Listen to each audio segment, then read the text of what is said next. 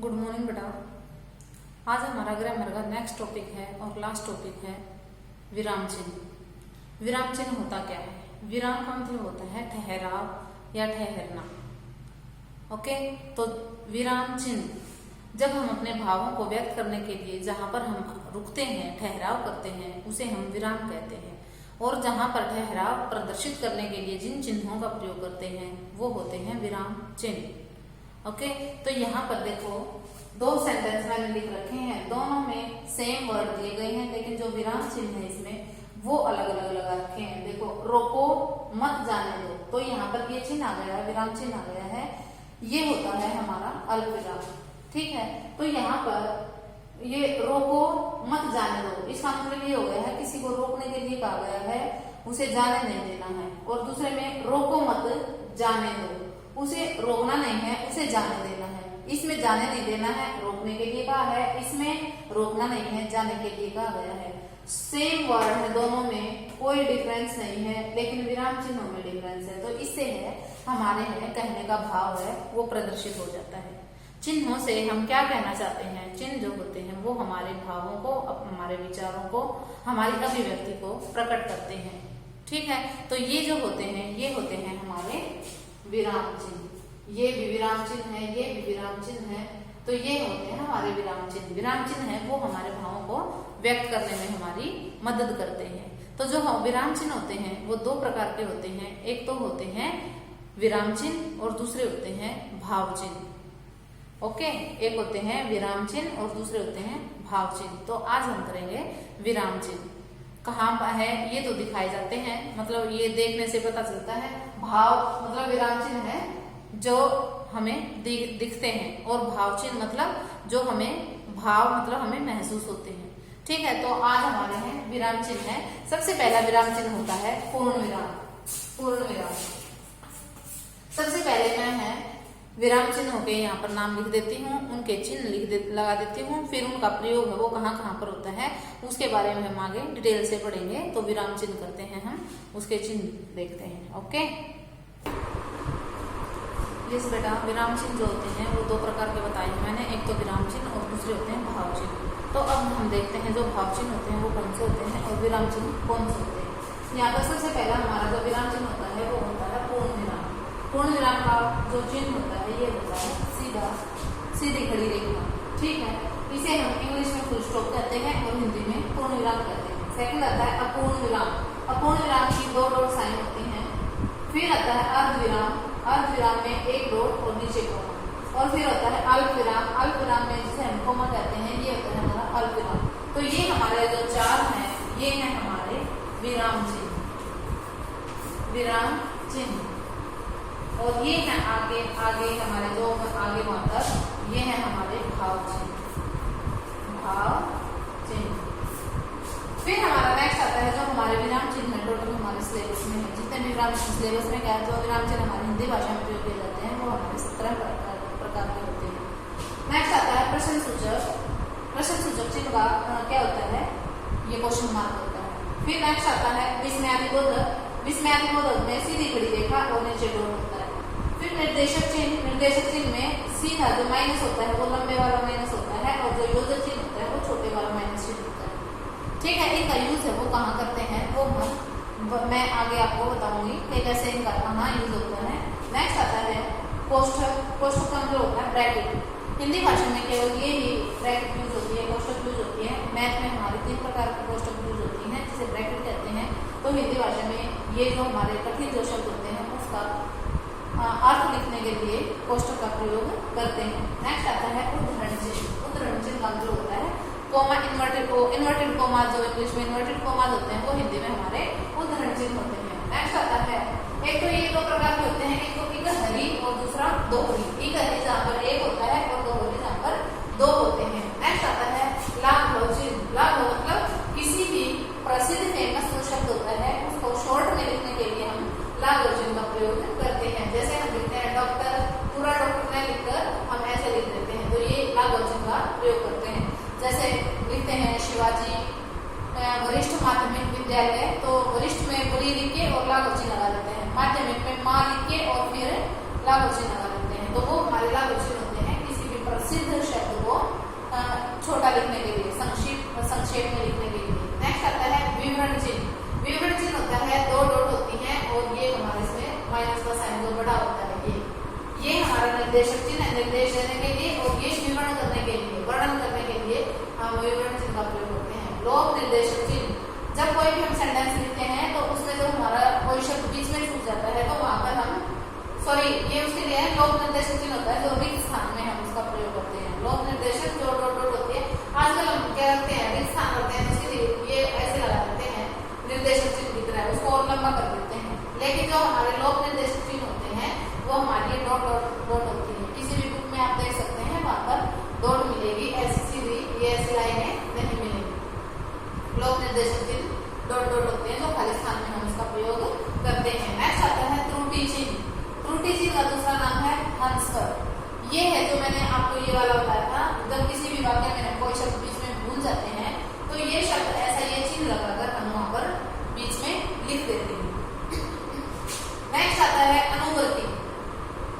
अनुवृत्ति, अनु का मतलब होता है पीछे, पीछे वृत्ति होता है बार बार, तो अवतारक चिन्ह, जैसे हम कोई भी एक शब्द है हमने वो कई लाइनों में लिखना है, जैसे मैथ में हम सम करते हैं कि भाई 5 आदमी एक काम को इतने दिन में करते हैं, एक आदमी, फिर उसको हम ये ऐसे दो लाइनें यूं लगा देते हैं, वो ऊपर वाली लाइन को हम यूं का यूं बार बार नहीं लिखकर उसको हम ये अनुवृत्ति चिन्ह या अपवारक चिन्ह का प्रयोग कर देते हैं। जैसे मैं राजकीय वरिष्ठ माध्यमिक विद्यालय सोनीपत, राजकीय वरिष्ठ माध्यमिक विद्यालय गनूर, राजकीय वरिष्ठ माध्यमिक विद्यालय पानीपत, राजकीय वरिष्ठ माध्यमिक विद्यालय हिसार। अब ये बार बार एक बार लिख के ऊपर वाली लाइन में राजकीय वरिष्ठ माध्यमिक विद्यालय, फिर सोनीपत, वो अलग अलग हो जाते हैं शहरों के नाम, वो तो हम लिखते चलेंगे, लेकिन ये बार बार में राजकीय वरिष्ठ माध्यमिक विद्यालय नहीं लिखेंगे, सबसे ऊपर वाली लाइन में लिख के और नीचे फिर हम ये अनुवृत्ति चिन्ह या अवतारक चिन्ह का प्रयोग कर देते हैं। मैथ में भी यूज होता है इनका। नेक्स्ट आता है समानता सूचक चिन्ह। समानता मतलब जिसे वो इक्वल जो होता है ये होता है समानता सूचक चिन्ह, शब्दार्थ में हम इसका प्रयोग करते हैं। नेक्स्ट आता है समाप्ति सूचक। समाप्ति सूचक चिन्ह होता है जब किसी भी लेख को या किसी भी पुस्तक है जो खत्म हो जाती है उसकी समाप्ति में बिल्कुल एंडिंग में इस चिन्ह का प्रयोग मिलता है। जैसे है मेरे पास है ये बुक है, इसके एंडिंग में देखो ये साइन है, ये स्टार से बने हुए हैं, या तो वो डॉट डॉट से मिलती है या फिर ये स्टार से मिलते हैं किसी भी बुक की एंडिंग में। इस प्रकार से ये थे हमारे विराम चिन्ह और भाव चिन्ह। आज हम करते हैं ये विराम चिन्ह, पूर्ण विराम। अब पूर्ण विराम का यूज है वो कहाँ होता है? कोई भी जो साधारण वाक्य होता है, प्रश्न सूचक वाक्य को छोड़कर बाकी सभी वाक्यों में पूर्ण विराम का प्रयोग होता है। कभी कभी विस्मयादि सूचक वाक्यों में भी पूर्ण विराम का प्रयोग नहीं होता है। तो हम ऐसे कह सकते हैं प्रश्नवाचक वाक्य और विस्मयादि बोधक वाक्यों को छोड़कर अन्य सभी वाक्यों में पूर्ण विराम का प्रयोग होता है। नेक्स्ट आता है, अब इसके हम यूजेस करते हैं, इनका यूज है वो कहाँ कहाँ होता है। नेक्स्ट आता है जो हम प्रत्यक्ष कथन से अप्रत्यक्ष कथन में हम चेंज करते हैं, चाहे वो प्रश्नवाचक वाक्य हो, चाहे वो इच्छावाचक वाक्य हो, चाहे विस्मयादि बोधक वाक्य हो, कैसा भी वाक्य हो, जब हम प्रत्यक्ष से अप्रत्यक्ष में चेंज करते हैं तो अप्रत्यक्ष वाक्य में हम पूर्ण विराम का प्रयोग करते हैं, चाहे वो कैसा भी वाक्य हो। सेकंड बात आती है इसमें कि काव्य में जो दोहा होता है, चौपाई होती है, छंद होते हैं, उनके चरण के अंत में भी पूर्ण विराम का प्रयोग होता है। जैसे कबीरदास के दोहे हैं, मीरा के दोहे हैं, इनमें आप देख सकते हो अपनी कविताओं में, काव्यखंड में, उनके अंत में भी पूर्ण विराम का प्रयोग होता है। नेक्स्ट आता है अपूर्ण विराम। अपूर्ण विराम का क्या साइन था? दो डॉट होती है। अपूर्ण विराम का प्रयोग है वो कहाँ कहाँ होता है? जो हम शीर्षक लिखते हैं, जैसे कोई भी पैराग्राफ दिया जाता है उसमें शीर्षक लिखिए, तो जैसे है दहेज प्रथा, फिर दो डॉट लगाकर एक अभिशाप, तो ये शीर्षक है तो उसमें हम दो डॉट लगा देते हैं और वो उस चिन्ह का नाम है अपूर्ण विराम। तो शीर्षक लेखन में और संवाद लेखन में दो तरीके के चिन्हों का प्रयोग होता है। एक तो होता है निर्देशक चिन्ह और दूसरा होता है अपूर्ण विराम। इन दो चिन्हों का या इन दोनों में से आप एक कर सकते हैं। नेक्स्ट आता है इसमें, एक तो बताया मैंने शीर्षक लिखने में, दूसरा बताया मैंने संवाद लेखन में, तीसरा है एकांकी लेखन में और नाटक लेखन में। नाटक लेखन में जो मतलब अलग अलग पात्र होते हैं तो उनके जो डायलॉग होते हैं उसमें भी हम किसका अपूर्ण विराम का प्रयोग करते हैं। नेक्स्ट है जब वक्ता, वक्ता का मतलब होता है बोलने वाला। जब कोई भी वक्ता होता है उसके नाम के बाद, नाम मतलब पात्र होते हैं, ये कैरेक्टर होते हैं, जैसे आ गया राम और फिर वो जो कुछ भी कहेगा, जैसे इसमें आता है आपके कोई भी स्टोरी या कहानी आ जाती है आपके लेसन आपकी बुक में, तो जब वो करते हैं पढ़ते हैं तो उसमें जो वक्ता होता है बोलने वाला होता है उसके बाद भी हम अपूर्ण विराम का प्रयोग करते हैं। जैसे है माँ, ममता की मूर्ति होती है, ठीक है, तो ये भी ये तो उसमें था शीर्षक में, माँ, ममता की मूर्ति, दहेज, एक अभिशाप, ओके, दूरदर्शन, लाभ या हानियां, इस प्रकार से ये शीर्षक होते हैं। नेक्स्ट संवाद में जैसे अंशु है, मैं इंजीनियर बनना चाहती हूँ, ये संवाद लेखन में आता है, उसमें अपूर्ण विराम का प्रयोग होता है। नेक्स्ट आता है फिर अर्धविराम। अर्धविराम होता है सेमीकोलन, ऊपर डॉट होती है और नीचे कोमा होता है। इसका प्रयोग हम कहाँ करते हैं? जब सरल वाक्य होता है, सरल वाक्य हम कर चुके हैं, तो सरल वाक्य में जो समानाधिकरण उपवाक्य जो होता है उसमें हम उसके बीच में हम किसका सेमीकोलन अर्धविराम का प्रयोग करते हैं। जैसे मदन सीधे स्कूल से घर पहुंचा, फिर लगाया अर्धविराम, फिर आज उसके बाद ही हो जाएगा हाथ मुंह धोकर नाश्ता किया, अपनी साइकिल उठाई और चल पड़ा खेलने के लिए। इस प्रकार से ये था हमारा अर्धविराम। नेक्स्ट आता है, इसमें एक और यूज होता है, जैसे हम कोई भी डेफिनेशन लिखते हैं, डेफिनेशन लिखने के बाद हम जैसे लिखते हैं तो जैसे से पहले भी हम अर्धविराम का प्रयोग करते हैं। जैसे है वो लिखते हैं डेफिनेशन, लिखित भाषा में रुकने अथवा विराम के लिए जिन चिन्हों का प्रयोग करते हैं उसे विराम चिन्ह कहते हैं और फिर कहते हैं के बाद कहते हैं। यदि हमें उसी लाइन में जैसे लिखना है तो आ जाएगा अर्धविराम, और अगली लाइन में जैसे लिखना है तो वहां पर लास्ट में कहते हैं के बाद पूर्ण विराम आ जाएगा, ओके। और जैसे हमने उसी लाइन में लिखना है तो उससे पहले अर्धविराम का प्रयोग होगा। नेक्स्ट है, कोई भी जब उपवाक्य होता है उस पर और भी अधिक बल देने के लिए हम इसका अर्धविराम का प्रयोग करते हैं। एग्जाम्पल जैसे सदैव आगे बढ़ते रहो, रुकना मृत्यु का नाम है, सदैव आगे बढ़ते रहो ये उपवाक्य हो गया है, और इस पर जोर देने के लिए रुकना मृत्यु का नाम है, तो यहाँ पर हम अर्धविराम का प्रयोग करते हैं। नेक्स्ट आता है अल्पविराम। अल्पविराम मतलब कोमा जो होता है उसका प्रयोग कहाँ हम करते हैं? कोई भी जो दो शब्द होते हैं या पदबंध होते हैं उसमें हम अलगाव दिखाने के लिए हम किसका अल्पविराम का प्रयोग करते हैं। जैसे गणतंत्र दिवस की परेड में बच्चे, बूढ़े, महिला, औरत आदि उपस्थित थे, तो यहाँ पर सभी है मुख समान है, तो वहाँ पर बच्चे फिर कोमा, बूढ़े फिर कोमा, महिलाएं और पुरुष उपस्थित थे, तो यहाँ पर हमने शब्दों में यहाँ पर अलगाव दिखाया है, अलगाव दिखाने के लिए। नेक्स्ट अब पदबंध है, जैसे पदबंध है शराब पीना, सिगरेट पीना, जुआ खेलना, चोरी करना, ये सारी बुरी आदतें हैं, ये सारी बुरी आदतें हैं, तो यहाँ पर चोरी करना ये पदबंध हो गया है। चोरी करना, शराब पीना और जुआ खेलना, झूठ बोलना, ये सारे पदबंध हो गए हैं। नेक्स्ट आता है, अब इसका जो अल्पविराम का प्रयोग है सबसे ज्यादा अल्पविराम का ही प्रयोग होता है। अब इसमें जो नेक्स्ट है, कोई भी उपाधि जो होती है, कोई भी डिग्री ले लेता है तो उसमें हम अलगाव दिखाने के लिए, जैसे मैं MA ऐसे लिखते हैं, मैं MA, इससे पहले BA लिखते हैं, BA, MA और B.Ed हूँ, ठीक है। तो यहाँ पर ये हमने अलगाव दिखा दिया है उपाधियों में। उपाधियों में अलगाव दिखाने के लिए भी हम किसका प्रयोग करते हैं? अल्पविराम का। नेक्स्ट है कोई भी हाँ या नहीं, तुमने खाना खा लिया, हाँ मैंने खा लिया, तो हाँ के बाद या फिर नहीं के बाद भी हम अल्पविराम का प्रयोग करते हैं। नेक्स्ट है उद्धरण चिन्ह से पूर्व, जब हम इन चिन्हों का प्रयोग करते हैं तो उससे पहले भी यहाँ भी हम ऐसे कहते हैं ना, कॉमा इन्वर्टेड कॉमास, कथनोपकथन में नरेशन में होता है जो कॉमा नोटेड कॉमाज उद्धरण चिन्ह जो होता है, तो वहां भी जो उद्धरण चिन्ह होता है उससे पहले भी हम अल्प विराम का प्रयोग करते हैं।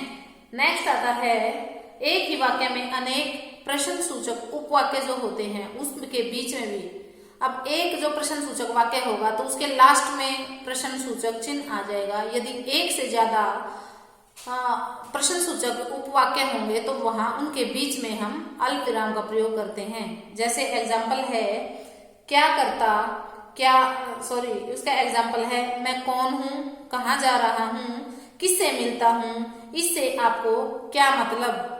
अब इसमें क्या मतलब है, लास्ट वाले के बाद में तो प्रश्न सूचक चिन्ह आएगा, लेकिन जो इससे पहले जो उपवाक्य आए हैं, प्रश्न सूचक उपवाक्य जो आए हैं उसमें हम कोमे का प्रयोग करेंगे, वहां पर हम प्रश्न सूचक चिन्ह का प्रयोग नहीं करेंगे। सबसे लास्ट वाले उपवाक्य के अंत में हम प्रश्न सूचक चिन्ह का प्रयोग करेंगे।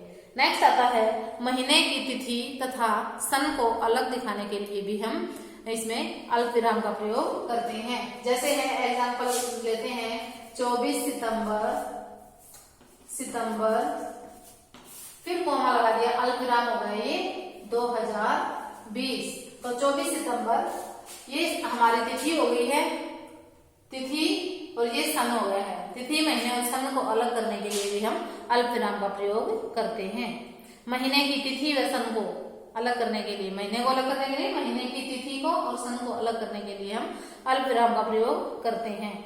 नेक्स्ट आता है संबोधन के बाद, यदि संबोधन शब्द शुरुआत में है तो संबोधन शब्द के बाद में, और यदि संबोधन शब्द वाक्य के बीच में है तो संबोधन शब्द से पहले भी और संबोधन शब्द के बाद में भी, और संबोधन शब्द सबसे अंत में है, वाक्य के अंत में है तो संबोधन शब्द से पहले हम अल्प विराम का प्रयोग करते हैं। एग्जाम्पल देखते हैं, मित्रों मैं तो आप लोगों का भला ही चाहता हूं। अब मित्रों है वहां से पर आ गया पूर्ण विराम, अल्प विराम, वहां पर शुरुआत में आ गया संबोधन शब्द। दूसरा एग्जाम्पल जब बीच में होगा संबोधन शब्द तो उससे पहले, तो उसे में देखते हैं मैं जो करना चाहता हूं मेरे मित्रों उसे ध्यान से सुनो। ठीक है, मैं जो कहना चाहती हूं प्यारे बच्चों ध्यान से सुनो, तो ये प्यारे बच्चों संबोधन शब्द है, तो प्यारे बच्चों से पहले भी और प्यारे बच्चों से बाद में भी ये अल्प विराम का प्रयोग होगा। अब अल्प विराम है वो बाद में देखते हैं, तो उसमें से पहले आना चाहिए, संबोधन शब्द से पहले मैं जो कह रही हूं ध्यान से सुनो प्यारे बच्चों, तो प्यारे बच्चों है उससे पहले है ये अल्प विराम का प्रयोग हो जाएगा। कहने का मतलब है जो संबोधन शब्द होता है उससे अंत में है तो उससे पहले, बीच में है तो दोनों तरफ, आगे भी और पीछे भी, और शुरुआत में संबोधन शब्द है तो उसके बाद में अल्प विराम का प्रयोग होता है। नेक्स्ट आता है जब हम पत्र लिखते हैं, अभिवादन करते हैं, समापन करते हैं और पता लिखते हैं, तो पता लिखते समय भी हम अल्प विराम का प्रयोग करते हैं। तो ये थे हमारे अल्प विराम के प्रयोग और ये थे हमारे विराम चिन्ह। यहाँ तक हमारे हो गए हैं। हम नेक्स्ट वीडियो में इनका यूज करेंगे। सबसे ज्यादा यूज होता है अल्प विराम का, उसका कहाँ कहाँ होता है वो मैंने ज्यादातर आपको बता दिया है। कहीं एक आध जगह और रह गया हो तो वो ज्यादा डीपली पढ़ना पड़ेगा। आप इतना भी कर लोगे वो भी बहुत है आपके लिए। ठीक है, तो यहाँ पर ये थे पूर्ण विराम, अपूर्ण विराम, अर्ध विराम और अल्प विराम। ओके, अल्प का मतलब होता है कम, पूर्ण विराम होता है पूरा रुकना, जब कोई भी वाक्य पूरा हो जाता है। अल्प विराम पूर्ण विराम से आधा। ठीक है, अपूर्ण विराम उसमें होता है पूर्ण विराम से कम, और अर्ध विराम पूर्ण विराम से आधा, और इससे भी कम इसमें अल्प विराम में रुकना होता है। इसमें मतलब रुकना होता है, किसी में थोड़ी सी बस क्षण भर का फर्क होता है रुकने में, रुकने के समय में क्षण भर का ही समय लगता है, तो उसमें हम इन चिन्हों से हम पता कर सकते हैं ये कौन सा चिन्ह है। ठीक है, तो ये थे हमारे विराम चिन्ह। कल हम करेंगे भाव चिन्ह। Okay, thank you.